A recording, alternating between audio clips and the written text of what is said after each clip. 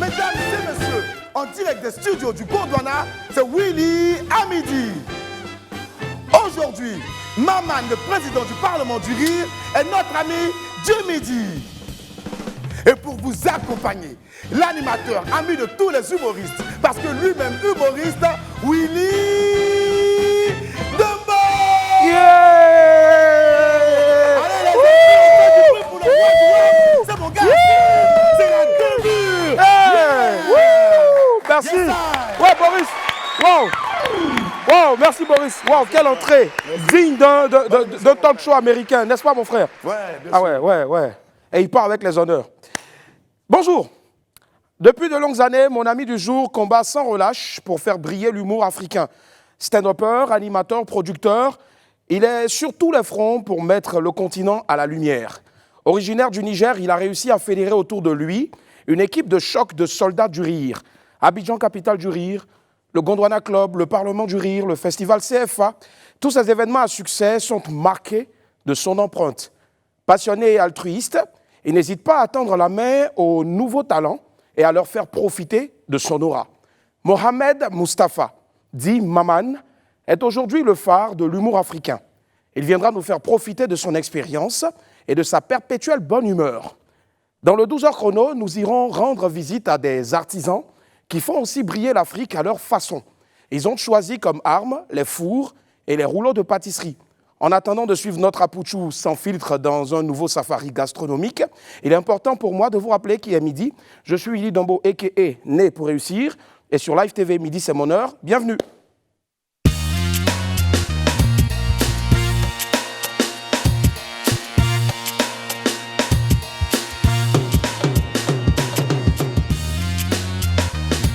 Yep! Woo! Yeah! Yeah! Woo! Les gars, vous êtes prêts?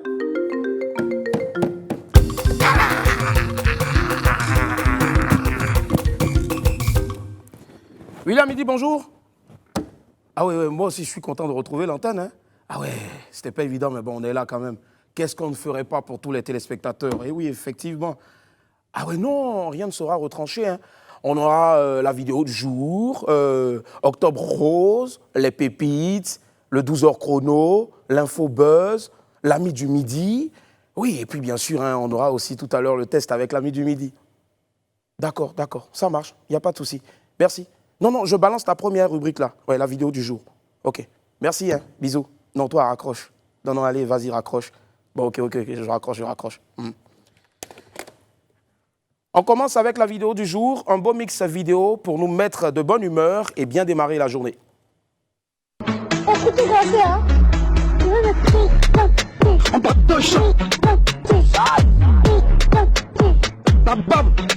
On est fatigué, vous les avez priés, vous avez pris tout notre terrain. En fait, doger, c'est comme ça. Les gens qui sont dans le village, dans le doger. C'était notre puissant. C'était notre puissant. Waouh. Les gens ont tellement d'imagination, j'en profite aussi pour faire un gros coucou à mon lampadaire, sans ampoule. Le grand Henri Dianyamé. Est-ce qu'il y a des esprits ici pour Henri Dianyamé, s'il vous plaît? Merci. Il n'y a que lui seul pour nous shipper comme ça ce genre de vidéos là sur Internet. Allez, durant tout ce mois d'octobre, le WAM sera rose, comme le ruban symbole de la lutte contre le cancer du sein. Et des artistes masculins ont décidé de nous accompagner dans cette initiative-là. Pour nos femmes, nos mamans et nos sœurs, aujourd'hui, l'humoriste béninois Axel Merrill nous envoie un beau message de sensibilisation contre ce mal.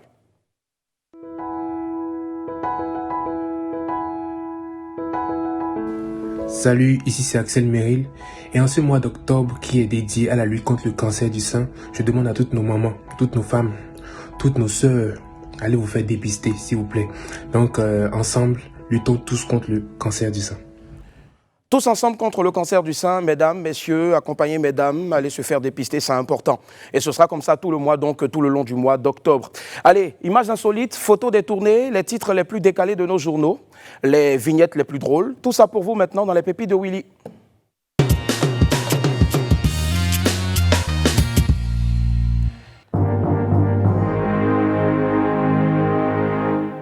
Ouais, on aurait dit que César était de retour là. Ave, César. Notre première pépite nous vient de la mer de la Chine. Ce week-end, alors une photo de la veuve de DJ Arafat, Carmen Sama, a fait le tour de la toile. Elle a été détournée et on a pu voir ainsi Carmen Sama faire le tour de la ville devant plusieurs lieux célèbres. Les Ivoiriens, franchement, vous êtes trop inspirés. Donc elle est passée par le zoo, après elle est passée au collège, elle est même allée à la CPI. Bon, franchement, un bon pour les Ivoiriens. Donc, ils sont forts. Alors, deuxième pépite maintenant.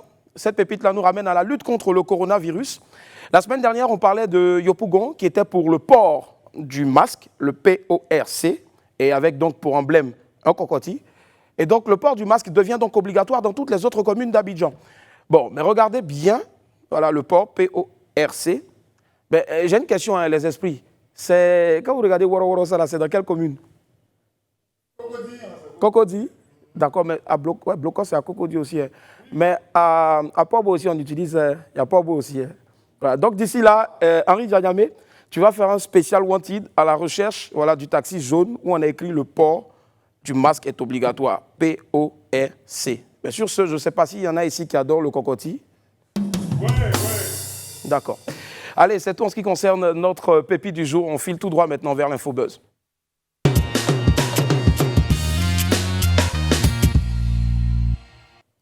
Eskeli quitte le pays.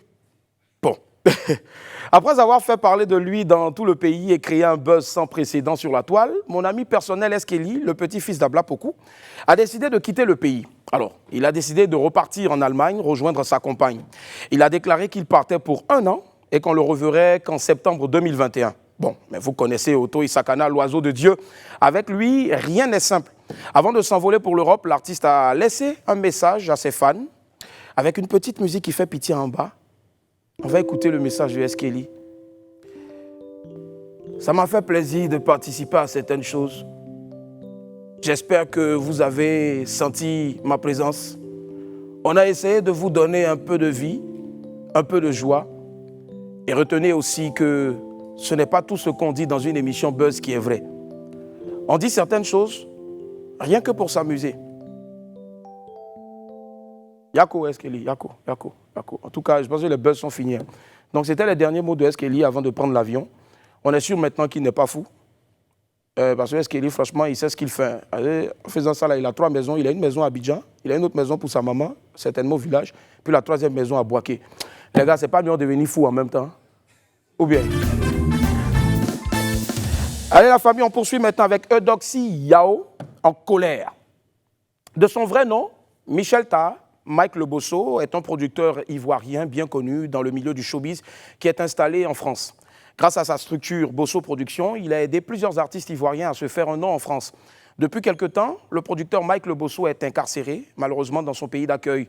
Il est accusé d'avoir utilisé sa structure Bosso Productions pour faire entrer illégalement des individus sur le territoire français. Ça fait peur. Cependant, certaines personnes ont pointé du doigt Eudoxie Yao avec qui Mike Le Bosso avait eu des problèmes, chose que la Gobo Baraba n'a pas du tout appréciée. Et elle est même très en colère. Selon ses mots, elle a certes eu des disputes avec Mike Le Bosso, mais elle n'a jamais porté plainte contre lui. Elle avait plutôt porté plainte contre M. Kone Ibrahim pour agression physique sur sa personne. Pour Eudoxie Yao, les gens n'arrêtent pas de la juger sans vraiment la connaître et elle pense que c'est déplorable en tout cas. Et je pense aussi d'ailleurs que c'est déplorable. Mais pour l'heure, Mike Le Bosso est encore en prison et je dis encore malheureusement en France. C'est tout ce qu'il fallait savoir en tout cas aujourd'hui pour nos people. La pluie et le beau temps en tout cas, c'est compliqué les gars. Mais je ne sais pas, est-ce que vous avez des nouvelles de Grand P? Il a voté, c'est qui? Il a voté, oui. Effectivement, Grand P a voté. Allez, on va découvrir maintenant l'élément vidéo de notre 12 heures chrono.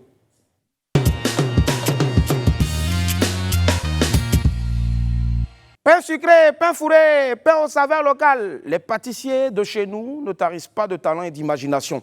Apoucho sans filtre qui ne voit jamais manger pour laisser à profiter du prétexte d'un 12 heures chrono pour aller goûter à leur délicieuse création. La pâtisserie aux saveurs locales, c'est pour vous maintenant dans le 12 heures chrono. C'est l'une des pâtisseries les plus prisées en Côte d'Ivoire. Le pain sucré, délice de chez nous. Pour comprendre le processus de fabrication, nous nous sommes rendus dans une boulangerie artisanale spécialisée en la matière. On fait la pâte ici, dans le pétrin. Et après le pétrin, il y a une machine là à tirer. Et après avoir tiré, on rend ça lisse à la table là-bas plutôt. Il y a des tapeurs qui sont là-bas. Ils tapent. D'autres mettent ça dans la boîte et on garde ça pour un petit moment. Une fois la pâte prête, elle passe au four. Et c'est dans ce four on fait la cuisson. On peut taper 1000 pains en 30 minutes. Le pain sucré est originaire du Ghana, tout comme Isaac, propriétaire de cette boulangerie. Abidjan ici, là, il y a, regardez, il y a pain ivoirien même. Voilà, c'est pain salé là. Voilà, il y a vu ce que sucré là, ça pas trop.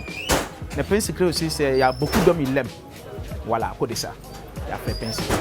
Ici, même si la technique de fabrication reste artisanale, le goût du pain ne perd rien de sa saveur. À Cocody, un autre chef confectionne des gâteaux aux saveurs de chez nous. L'un de mes ingrédients secrets que je vais rajouter, c'est le tamarin. Voilà, donc je vais rajouter 3 cuillerées à soupe à notre ganache. Voilà. Qu'est-ce que ça va apporter? Ça, il y a un goût dedans que souvent les clients ils me demandent, mais c'est vrai c'est du chocolat, mais il y a quelque chose qui change dedans. Mais ils n'arrivent pas à détecter c'est quoi. C'est un peu un secret de préparation, quoi. C'est dans sa petite cuisine qu'il réalise ses chefs-d'œuvre. Je me suis rendu compte qu'on avait beaucoup de produits ici qu'on ne mettait pas en valeur. Le tamarin qu'on appelle le tomi, le bissap et tout ça. Donc j'ai décidé de mettre ces produits-là, du terroir, les produits locaux en valeur. J'essaie d'allier européens et africains ensemble pour créer d'autres saveurs, quoi. Pour toucher le maximum de clients, José utilise aussi les réseaux sociaux.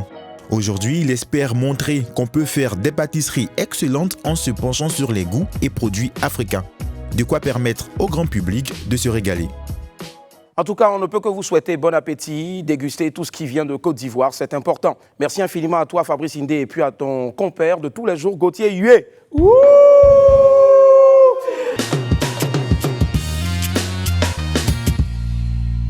En tant qu'humoriste et surtout jeune humoriste, c'est pour moi un immense honneur de recevoir aujourd'hui l'un des plus grands, pour ne pas dire le plus grand nom du rire en Afrique. On fait un maximum de bruit pour le président du Gondwana, son Excellence Maman. Wouh! Yeah! Les gars, président.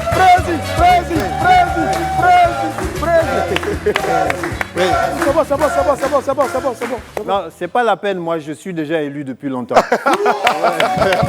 Bonjour, président. Comment ça va, président? Ça va, Willy? Ça va bien. Ça va. Je suis content d'être chez WAM. Ouais, chez WAM. En Berlin, c'est chez moi en même temps, tu vois. Donc, c'est super. Bienvenue chez moi, en tout cas, chez moi, c'est aussi chez vous. Voilà. Bravo, bien, ouais. Hein, la déco, tout, c'est... Je peux repartir avec ça après? Oui, forcément, il y en a tellement. Encore plus de bruit, s'il vous plaît, pour l'ami du midi. Généralement, sous d'autres cieux, j'ai une autre tenue, celle du ciel. Voilà, oui. Mais aujourd'hui... Mais tu sais que beaucoup de gens ne savent pas que c'est toi qui es du ciel. Oui, c'est ça. C'est à cause de quoi? À cause de la peinture faite sur le visage. Oui, et puis les cheveux. Les cheveux aussi, surtout. Et pour la petite info, en tout cas, franchement, je prends beaucoup de plaisir dans ce rôle-là. Et je ne peux que dire merci encore, s'il vous plaît, à monsieur Maman, s'il vous plaît. Beaucoup d'ovations pour lui. Voilà. Allez. Mais surtout, bravo, c'est pas parce que je suis chez toi, mais pour moi, Willy, tu es l'un des plus doués, talentueux, multifacettes. Ah ouais, c'est vrai, tu es one-man show, tu es bon, à la télé, tu es bon, à la radio, tu es bon, tu imites, tu chantes, tu danses, tu vois. Vraiment. J'ai même passé ta chanson chez Barthès. C'est ça, c'est Yann Barthès, effectivement. Ouais, voilà. Les gars, franchement, moi, je suis à Abidjan ici, mais ma chanson a joué sur le plateau de quotidien chez Yann Barthès, grâce à Maman. Merci encore, les gars. Voilà. Merci. Allez, si Maman doit se présenter à tous ceux qui nous suivent en ce moment en direct, on commence par quoi? Citoyen gondwanais. Gondwanais, ouais. Né au Niger, grandi en Côte d'Ivoire, au Cameroun, au Nigeria, donc vraiment un Africain, quoi. D'accord. Ouais. Un Africain qui a fait de hautes études, pas comme nos amis qui montent sur de gros arbres et qui prennent des cours là-bas. Mais d'abord, spécialisation en nucléaire, physique. Physiologie végétale. Physiologie végétale. Voilà. D'accord. Ça consiste à quoi déjà la physiologie végétale? C'est l'étude du fonctionnement interne des plantes. Okay. J'ai étudié comment les plantes respiraient, comment elles se nourrissent en nutriments. Mon DEA, le sujet de mon DEA, je devais faire une thèse, c'est l'influence du stress hydrique sur la nutrition azotée des légumineuses. Tu vois? Les gars, vous avez compris quelque chose dans ça. Ah non, ne comptez pas sur moi. D'accord. Et donc, j'ai fait ma maîtrise ici, à l'université de Cocody. D'accord. Je suis rentré au Niger, j'ai fait le service civique et c'est après que je suis parti en France faire le DEA et je devais enchaîner avec une thèse. Okay. Et par hasard, je suis tombé sur un atelier de comédie. Mais en même temps, j'avais des problèmes de passer du statut d'étudiant au statut avec carte de séjour pour travailler. Okay. Et c'est dans cette période de turbulence que j'ai sauté sur le pas. Comme on dit, quand le train arrive dans la vie, il faut sauter dessus. Sauter, c'est ça. Voilà, j'ai sauté inconsciemment et voilà, aujourd'hui, en plus, mon rêve, c'est que le Niger, l'Afrique a perdu un physiologiste, mais l'Afrique a gagné un humoriste. C'est pour ça que dans tout ce que je fais, c'est de rendre ce que l'Afrique m'a donné. Parce que je suis parti avec une bourse du Niger et je me dis que, d'accord, humoriste, c'est pas que faire le guignol, c'est parler en bien, représenter quoi, pour le Niger, mon pays, pour la Côte d'Ivoire, le pays où j'ai fait beaucoup de mes études et tout le reste de l'Afrique. Parce que quand tu es noir africain et que tu passes dans les médias, surtout dans les médias en Occident, quoi que tu dises, les Africains qui te regardent, c'est comme si tu parlais en leur nom. Donc si tu agis mal, ça leur fait du mal. Si tu agis bien, ils applaudissent et ils t'envoient toutes les bénédictions. C'est clair, c'est tellement bien dit. Voilà. Wow. Mais je retiens surtout la partie où on a dit que l'Afrique grâce à l'Afrique, j'ai eu une bourse pour partir. Mais aujourd'hui, on pourra ajouter, aujourd'hui, c'est Maman qui vient, qui donne des visas à ces humoristes-là pour aller représenter dignement et valablement l'Afrique. Voilà. Oui et non. C'est en griffe, c'est une parenthèse juste pour faire référence à sans visa. Voilà, oui, voilà. Sans visa, c'est si on arrive tout à l'heure. Mais en même temps, tu as dit quelque chose qui est vraiment un de mes credos. Les humoristes, on ne peut pas faire comme les footballeurs, on ne peut pas faire comme les musiciens. Un humoriste qui sort de son milieu, si tu enlèves un humoriste ivoirien, par exemple toi, on t'enlève, tu vas vivre à Paris, tu vas être dépassé. Tu ne peux plus faire des blagues, tu ne peux plus faire des spectacles sur la réalité abidjanaise. Donc, tout mon combat, c'est que les humoristes africains vivent et travaillent dans leur pays, vivent et travaillent ici. On ne peut pas faire comme les Drogba et Eto'o qui sont partis jouer à Barcelone. Et pour la plupart qui reviennent après aussi en Afrique. Ils reviennent, mais pas en tant que footballeurs. Ils reviennent pour être président de la FIF, mais on leur fait des croche-pattes. Voilà, mais nous, les humoristes, et tout mon combat, c'est ça. C'est créer un écosystème de l'humour. Donc, j'ai monté Abidjan Capitale du Rire, le plus grand festival d'humour. Bientôt sera sa 6e édition. Si voilà, 6e oui, c'est ça, 6e édition en 2021. Le Parlement du Rire, donc, qui est un tremplin télévisé, le Gondwana Club, donc un moyen d'expression qui est une scène. Le premier stand-up comédie club le premier comédie club d'Afrique francophone. Donc tout s'est donné les possibilités aux humoristes de travailler chez eux, pour leur public, de gagner de l'argent, donc être bien payé, être respecté. Et en 5 ans, parce que je me suis installé à peu près à Abidjan il y a à peu près 5 ans. 5 ans, je suis content de voir que les humoristes sont respectés aujourd'hui. On gagne un peu de crédit. Quand tu dis que tu es humoriste, c'est déjà quelque chose de gratifiant. Ça laissé passer même dans les rues. Du coup, on a la chance de ne plus être contrôlé au fait. Exactement. Ah, celui-là, il n'a qu'à partir. Il n'a qu'à partir, il va nous créer des problèmes. Des problèmes, oui. Voilà, donc c'est ça, gagner le respect, travailler, et puis que les humoristes travaillent, fassent rire les Africains avec les réalités des Africains. Comme quoi l'Afrique en a besoin en tout cas. Elle en a besoin, oui. Ses enfants sur son continent. Mais quel était le tournant décisif de la carrière de Maman ?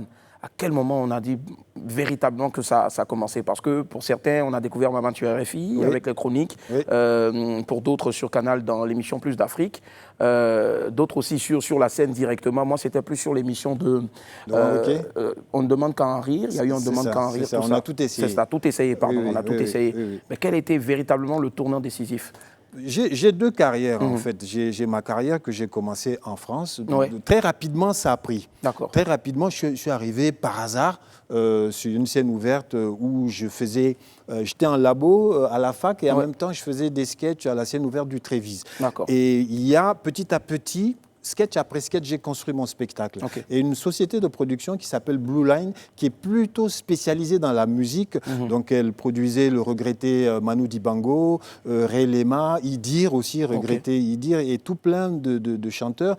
Et ils m'ont dit, ton spectacle nous plaît, ça va dans la même gamme que nos musiciens, que les Manu Dibango, etc. Et donc, ils m'ont fait signer un contrat et je faisais... en tournée dans toutes les villes en France, 15 minutes en avant-première de Manu Dibango, Ray Lema et tous leurs artistes.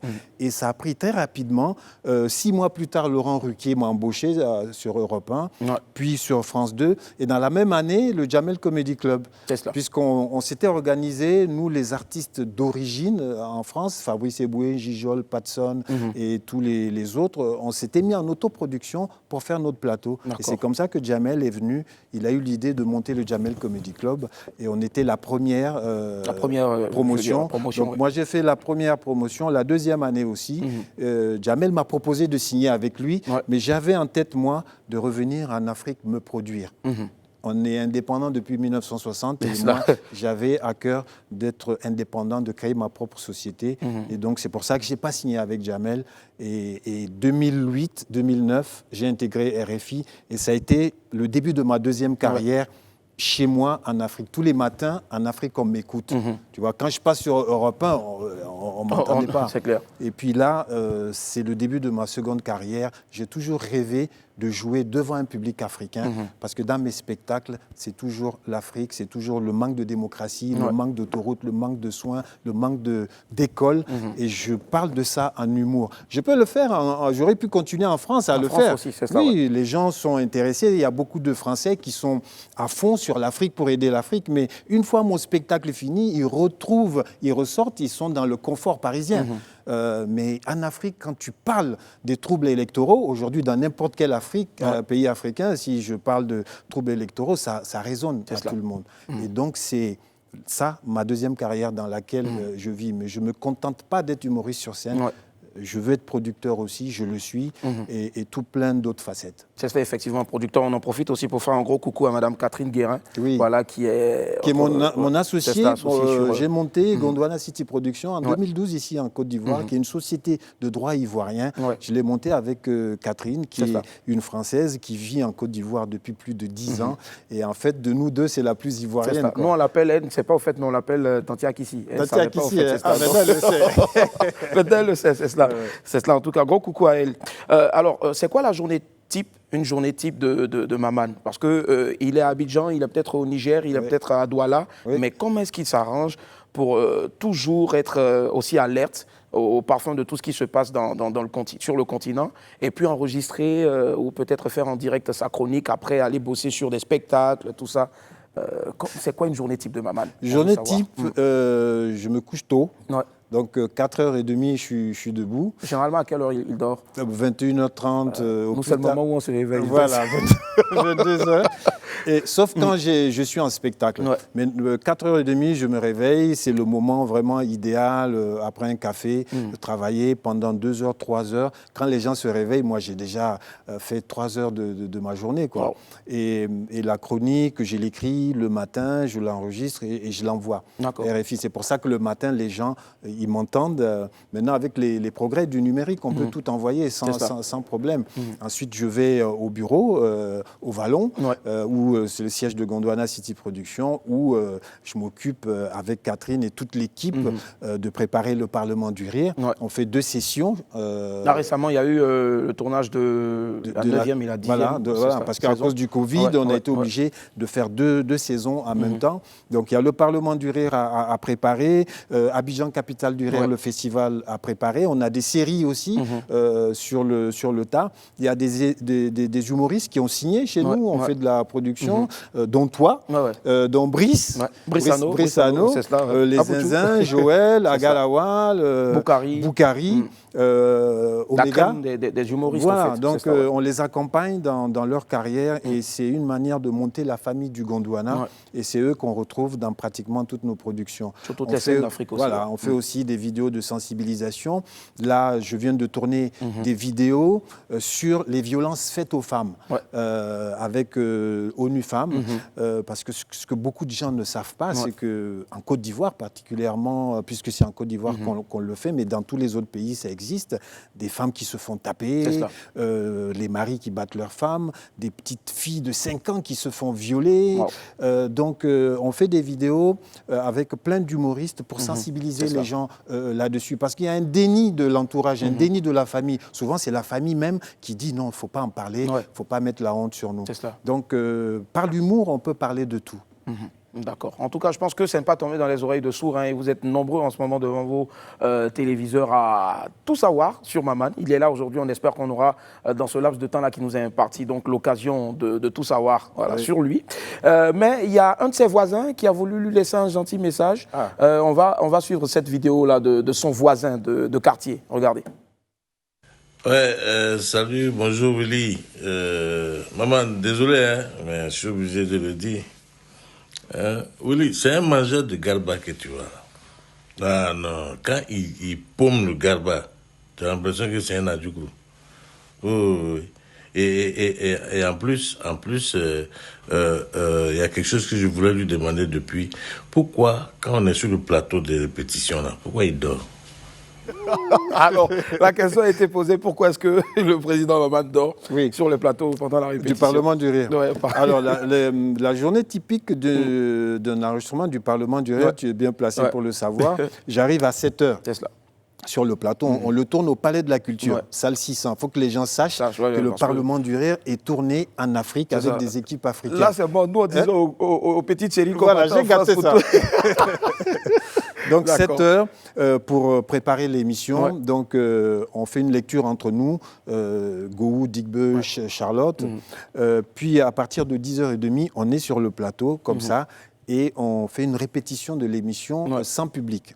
Et en général, comme moi, je me réveille à 4h30, vers 11h, 11h30, il faut que je fasse une sieste, quoi. Et c'est pour ça que sur le plateau, je profite de toutes les coupures pour un peu fermer les yeux. Voilà, je pense que la réponse a été donnée maintenant. Voilà, honorable vice-président numéro 3, Digbe, à qui on fait un gros coucou. Allez, maintenant, d'où est venue cette idée-là déjà, beaucoup de personnes m'ont demandé de poser la question de savoir où est-ce que le président fondateur vit. Qui est-il? Parce qu'on connaît déjà son fils qui Junior. Jeudi ici, Junior. Voilà, un gros coucou à toi, Mike Danon, qui a lancé sa campagne jeudi dernier. Oui, j'ai vu. Voilà, c'est ça. Alors, où est-ce qu'il vit? Qui est-il exactement? Le Gondwana est situé où? Alors, le Gondwana, la République très, très démocratique du Gondwana, avec à sa tête notre leader bien-aimé, son Excellence Président fondateur. Voilà. Toujours la main sur le cœur. Voilà, la main sur le cœur. En fait, quand j'ai commencé à faire cette chronique sur RFI pour parler de l'actualité des pays africains, pour ne pas stigmatiser, pour ne pas cibler un pays africain donné, et puis pour montrer que, parce que nous les Africains, on parle toujours, voilà, je viens de le dire, on dit toujours les Africains. C'est ça. Alors que les Français, les Italiens, les Norvégiens, c'est rare qu'ils disent les Européens. Donc on a quelque chose en commun contre lequel on lutte souvent en disant que l'Afrique c'est 54 pays quand même. Mais on a en point commun plein de choses. Le manque de routes, manque d'écoles, manque de démocratie, on est en voie de sous-développement, tout plein de choses donc en commun. Et quand je fais cette chronique en disant le Gondwana, je veux que tous les gens qui écoutent sur RFI, ça arrose toute l'Afrique, que ça soit au Togo, au Niger, au Sénégal, en Côte d'Ivoire, que les gens se sentent un peu concernés. Et donc, quand je dis président fondateur, c'est nos présidents à nous qui restent au pouvoir, qui briment le peuple, qui détournent l'argent, qui pensent à leurs poches et à leurs proches. Donc, sans dire de nom, chacun... Quand tu écoutes, quand tu es au Togo, quand tu es en Côte d'Ivoire, voilà, tu dis, là, c'est de mon pays qu'il parle. Et donc, c'est en même temps une manière de former une famille, la famille des Gondwanais lambda, on souffre tous ensemble, mais tous on a cet espoir. Je dis toujours que le Gondwanais lambda, il est parfois dupé, mais jamais dupe. Il voit clair. On prend les Africains pour des cons, mais tout ce que leurs gouvernants font, ils le voient, ils savent. Et nous, les humoristes, notre métier, notre rôle, c'est justement de mettre la lumière sur ça et puis d'apprendre à nos gouvernants, voilà, on peut vous critiquer, on peut s'amuser de vous. Et en Côte d'Ivoire, toi, tu le fais très bien. Tous les imitateurs, tous les humoristes le font très bien. Donc, c'est maintenant à l'échelle africaine avec le Parlement du Rire, Abidjan, capitale du Rire, qu'on le fait. Donc, président fondateur, chacun dans son pays, son président fondateur à lui, son Gondwana à lui, et sa lutte à lui, notre lutte commune pour une Afrique rayonnante. C'est cela. Alors, est-ce qu'il y a des Gondwanais ici dans ce studio-là, très chers esprits du WAC? Voilà. Il y a un Gondwanais qui n'est pas dupe, mais qu'on dupe toujours. Oui. Voilà, c'est Boris. Voilà. Donc, coucou à toi, Boris. C'est ça. Boris Gondwanais. Que j'ai vu tout à l'heure. Toujours. Allez, on a reçu une vidéo donc, de l'AFP parlant donc d'un projet gigantesque. Voilà, on va regarder maintenant. OK. C'est parti.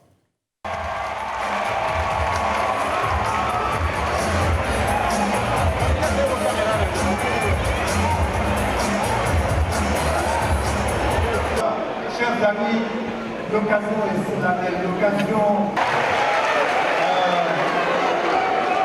Je suis fier d'avoir ce sang nigérien qui coule dans mes veines et que les gens sachent vraiment que je suis nigérien, mais je suis gondwanais parce que l'Afrique est mon continent et c'est mon pays aussi. C'est en fonction de ça qui va arriver ton micro. Ça va pas, vous parlez normalement. Ça va. Bienvenue au Gondwana.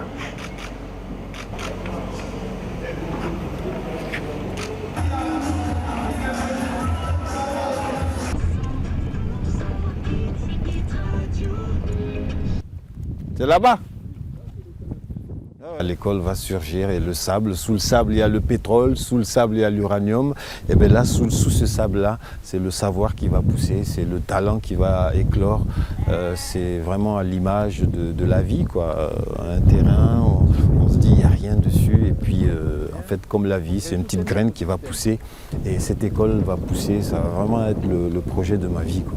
Voilà, elle est là l'école et elle est là Niamey.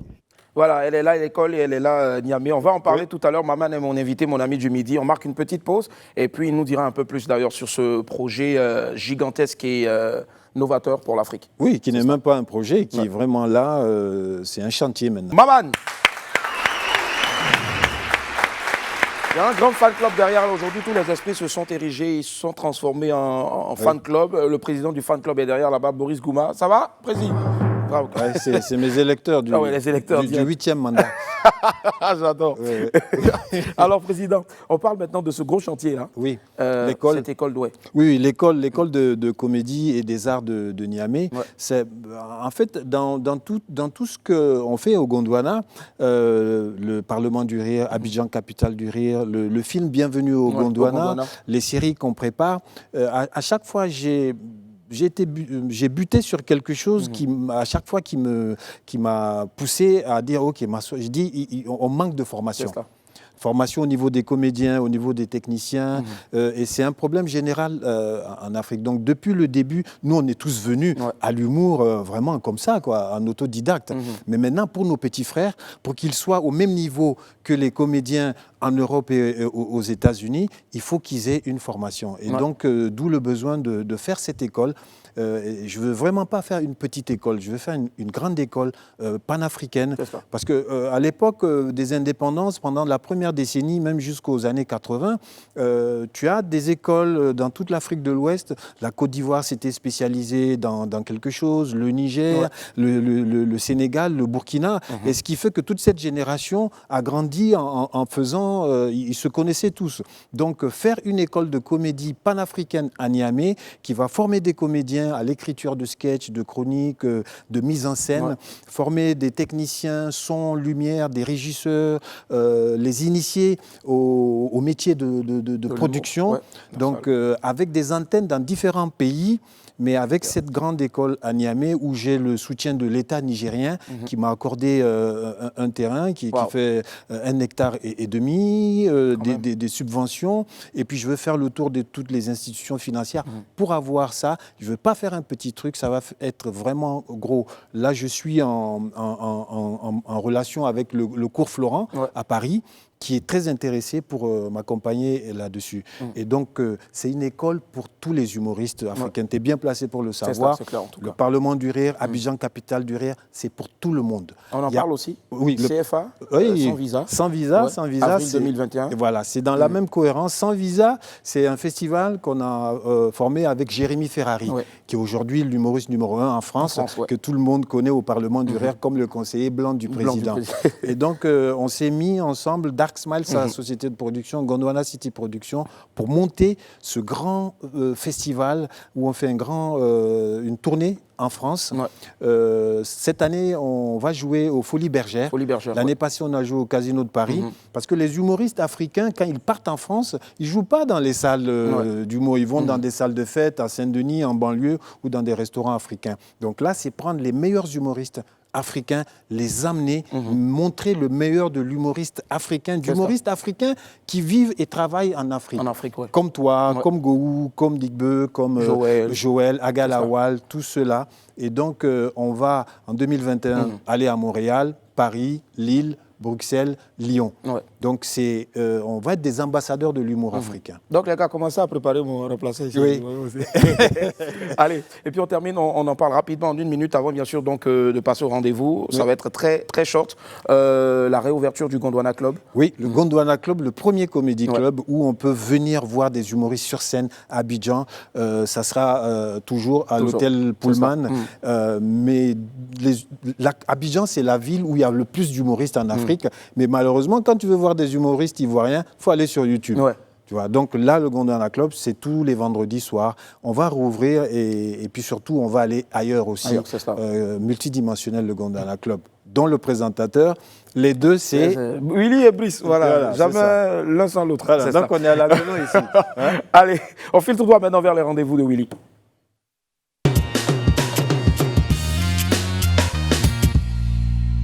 Ailleurs, on parle d'interview dos à dos. Ici, on va parler d'interview face à face, face to face. Voilà. Donc, c'est chap-chap. Voilà, you, c'est ça, direct. Alors, la dernière fois que maman a dit « je t'aime », c'était à qui, en quelle langue? À mon fils, ce matin. Et c'est en quelle langue? En Hausa. Inasonka. Inasonka. D'accord. You, Inasonka. Au garçon, à une fille, tu dis Inasonki.